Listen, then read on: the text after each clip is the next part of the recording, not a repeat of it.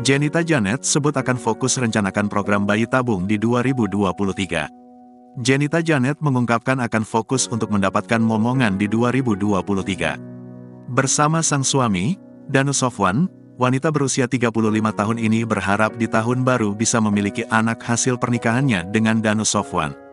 Mengingat Jenita Janet dan suami sudah menikah selama lebih dari 2 tahun lamanya.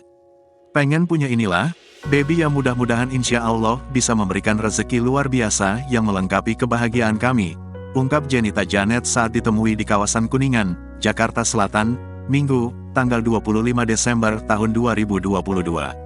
Selain itu Jenita Janet mengaku sudah melakukan ikhtiar untuk segera memiliki momongan. Bahkan ia sempat melakukan konsultasi ke dokter untuk segera melakukan program bayi tabung. Jadi kami mencari ridho Allah periksa ke dokter. 2023 mungkin nanti kita lebih intens lagi untuk merencanakan program-program, jelas Jenita Janet. Jadi insya Allah kalau emang program bayi tabung ya kita sih udah pengen lah udah ikhtiar, sambungnya. Pelantun lagu di Rejek ini berjanji akan lebih fokus untuk menjalani program bayi tabung. Dengan begitu, ia akan mengurangi pekerjaannya yang kini fokus ke dunia bisnis.